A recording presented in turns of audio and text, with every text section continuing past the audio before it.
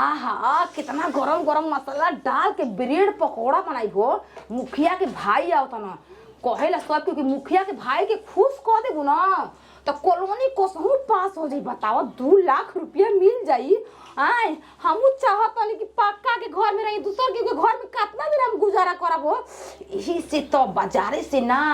अपना हाथे से बना के गरम गरम दम मसाला डाल के ब्रेड पकौड़ा मुखिया के भाई के खियाई। मुखिया जी दा जहाँ फिदा भई ना खुश भई ना कॉलोनी रहते रात पास हो जाला। यही तो चाहत रहनी हो कि हम खुश क के ब्रेड पकौड़ा का कह दी ना मुखिया जी जब हमार कॉलोनी पास जी के तो हमार खातिर बकरा काटवा दो तो हम बकरा काटवा दे ही उनका खातिर देसीला मुर्गा लिया दे। आहा अरे काहे कटा के निहारतानी चोली निहारतानी चोली निहारतानी चोली। अरे मुखिया जी ए मुखिया जी ए मुखिया जी मन होके त बोली नहीं तर वही कर घास वाला गोली। कितना गरम बाहु हम की कुछ को सब क्यों कहे कि ये चाची तू खाना बना ले कसमई इका बनाऊ तो हो इका हो समोसा हे सम बारे सगुन जहां हमार पीछा जरा सगुन हो जरा कोनो सामान में दाई गो खाली ये कौनिया देखो ये नो बच्ची तो हमने के खा ले कि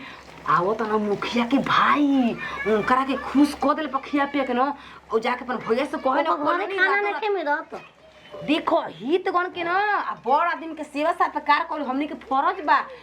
कुछ पाले खातिर कुछ खोवे के पड़ेला। भूखा खोई बुदो हमके खाए के की भूख लागल बा मां अबे लटिन को कहनी ना अबे तुरंत में दाम लागो समझानी प्यार से समझ जन त जान तली समझाओ तनी प्यार से समझ लीजिए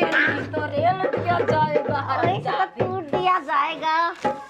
तू तो हां एक लागल हां जैबी कि ना दो सास माई हम चिले छाने दे तू जाके देख मुखिया के भाई खा ली हो एकरा बाद तू खा ली हो जा घर जा बहुत घर में सुत छिनार होय कर तारा के बहुत मुआवजा अब घरे पारी करेंगे पर छिनार सुंदर कतही एक आध घंटा खातिर चल जाइत न हमरा के बहुत बढ़िया हो जाई ना रहिला त कोनो काम हमर शुभ हो जाला आ जहां कोनो काम आ जाले ना बीच में गड़बड़ा जाला हमर कॉलोनी पास हो जाला। गांव के मेहरारू इतना हमके खुश कर देहली स कि हम का बताई पूरा गांव में मैं कॉलोनी पास करवा देनी आ 2 गो खाली घर बचल बा उहो पास करा दे खाली साइन करे के बा एकदम तकी इतना खियावो थोड़ी सब पियावो थोड़ी सब दिल एकदम अरे रहिया चले में सब देखिया निहारी बंद कहिनिया नहीं कहरी ई के फुट हो हाय का हो इतने एमा कुल सरकारी कागज पत्र बा देख ला पुत्र का तो ऐसा सूटकेस तोनी के घरे होय रे छिनरिया सिक्का बा सोना के सिक्का अरे ओमा सोना के सिक्का का बा सोना के सिक्का का बा का खोला अरे मत खोला मैं घबरा जाई दिखाओ हो देखा एमा हो का एमा कुल मोहर बा सरकारी मोहर कागज मोहरवा के बंद करके लेके जाता मोहर हमार यार ह मोहरा हमार यार ह कैसे तो ओकरा के बंद कर निकाल बाहरी इंदिरा आवास के मैनेजर है तो हम आई के मैनेजर चल दे निकाल बाहरी निकाल करा के मोहरा के बाहर निकाल का के मोहरा के अरे मोहर ही मारे वाला हो कैसे मार देबो ओकरा के हमरा रहते कैसे मार देबो तार माई के ढोरिया काट देब ना ई ढोणी पर मोहर माराला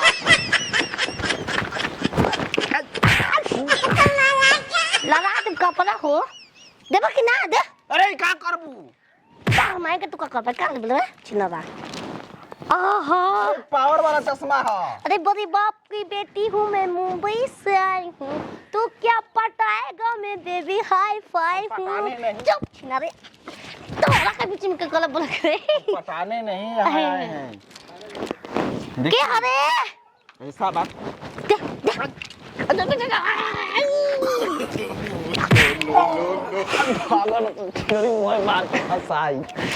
छिनार कहेंगे कॉलोनी पास हो जाई तो कितना नीक रही पकलियो घरे नहीं खे सेवा सत्कार क दे मुखिया जी के भाई की न त बहुत खुश हो दी सुनले बानी गांव में को हमारा आँख के सामने कॉलोनी पास करइले बाना छाती ठंडा बड़ा मुखिया जी के भाई है त का भइल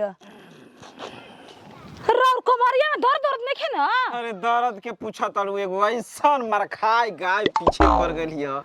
तू लगा के सिंग ऐसन कु जगह हाउ लाट देल से टंगिए हे तरह से हे तरह नहीं खे होत। हाय हे मुखिया जी के भाई रानी सवतियन देखो जरन के काम हुई हमर दर्द दिया के मुखिया जी सवतिया जल्दी है सके रहुआ हमरा घरे आओ तनी नु कॉलोनी दिवावे खाती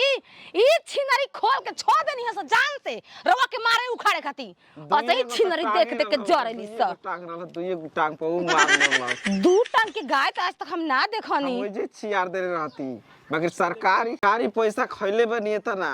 तू पूछा मत ओकर ना देखी छियारी जन रहुए हाथ में अब हमार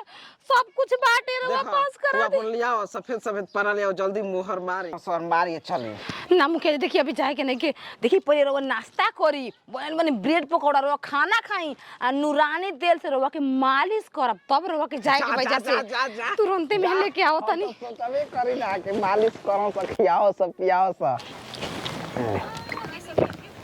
ओकर जल्दी खिया दी हमार पास हो जाओ कॉलोनी और से एकदम ली देखी रोवे खातिर एक थरिया ब्रेड पकौड़ा अपना हाथे छननी हो हाई फ्रिज के ठंडा पानी रहुआ हैं आखिर कुछो कह इतना जुग जमाना आगे बढ़ गइल बा घरो खरबू कि कोनो टूटो हम मड़ई हो ओकर घर फ्रिज हमारे लेखा आदमी के बड़ा जान तनी सुनी हमारे एगो न बान जी जा उहे दे देले हम हमरा के साली रही न और कुछ नहीं के रहुआ कॉलोनी आते के पास करा दे रहुआ एकदम पास देसीला मुर्गा खिया दे देसीला एकदम पास सब एकदम पास ले गोइले राजा बोतल में भर चल घर में ओई फूट घर में जा घर में जाई रे बोतल काट सोती घर में वाह बन गइल हट रे क्या बना हो हमके ना दोमरा के करे हम घरे आके सतिया के मुखिया जी के भाई ये दादा मां हां ये मुखिया जी देखिए गोड़ पे कीर्तन गांव में के ये के घर के ये हो दादा ये उगाई हिया जब हमके निहरे पर एकदम मजबूर कैले बिया का बताओ रास्ता में ऊ मार बोल बिया दांते कर बिया ना सही हम फूल गली से दूगो नमक तेज चाहिए हाय रास्ता में भेटाई रहलस या एक चिन्ह तलु के हिया तो कैसे कर के पतो हिया ना कह पतो हिया उ गांव के पागल या केहू घर पहुंच जाले केहू के मार लागे बिल्ले एक भगावा जल्दी हटावा जले सिंदरी के लगता मिलले लेके चिचोरती अपन मन के उ का हो हटावा ना त कॉलोनी के सवाल बा कट जाई समझ गेलू हमार घर है अपन घरे बानी अपन मरद के घरे बानी ओही दादा इज्जतिया ले ही हम तू कौन हो जी है के हा छिनारी सास यार आ रही तू सास हऊ बाबा केहू का सास बना देले देखी कैसे के भाई बना दी मुखिया जी के भाई ते गिरो हाथ गोड़ गिरे तनी इतना उम्र बताओ बहुत गिरो अरे मत गिरा ना होई जम करबे ना रे ओए ओ माई पास अरे पढ़ा लिखा के कॉलोनी के रखले बानी पास काहे ना करबो कखरी मन लागता ना कौन कॉलोनी तू पढ़ा लिखा के पास तो जिंदगी में जी बड़ाई नहीं लिखाई अरे कमरिया उनका चोट लग रही है कमर ढल बे रे कमर ओ माई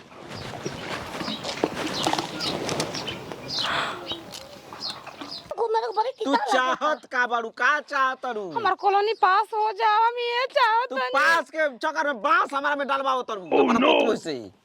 समझ गेलू ना हर गोड़ पे गिरते लगी हमके तू मार लिया साजी मेरा बस 2 लाख रुपया मिल जाए 2 लाख रुपया मिल जाए रे ओए छू माई फिर हम चल जाए हां पे जा देखी रवा खाई हमरा हाथ से खाई रवे कदे बनाई नहीं ऐसा हो चलता ली देखी रवा खाई कहो पाल के ली देखी ली खाई और वो खाई हमार क्रिया बेटे मुखिया जी के भाई देखी हमार कॉलोनी पास कराई कर चल कर मगर से का करे बाबा जी ना ये दे छोड़ भी अरे इनको खमारिया में चला बो ओए छू चल अपन घरे कौन के साथ तो जन्म में नहीं कोई पास ना साथ तो जन्म में पास करे जब ना फिर पैदा कर हमोसन पास में ए देखी और हमारा घर के सामने तू मोय अगल बगल से पहले बनी हमरो के दिवाई हमरो को चाय पतो लगा रखल बस साड़ी रखल बस देखियो राम कालिया के माई के 40-50 हजार के हम टाका जाई बा हो बकचोदी रखल हम जाता सैना को देखी सैना को के का साइन करबा हम साइन कर देब सब। छिनार कहीं का हाथ में आइल सामान निकल गई हाथ में आइल अरे का देखी छिनार कागज लेके आइल ना के कोन कागज हम को किन के कोसन कागज चाहिए अतरे दिमाग तो दुनिया पागल करी सरकारी कागज साइन कर देता अपन भैया के देतन हमरा संचिया के कॉलोनी पास हो सरकार गोल बो का नाम बा सरकार को सब कागज लेके आवते स्टेशन जा ये विपद कितना सबक से बनाई नहीं बाकी छोड़म ना पीछे जाबे ए मुखिया जी।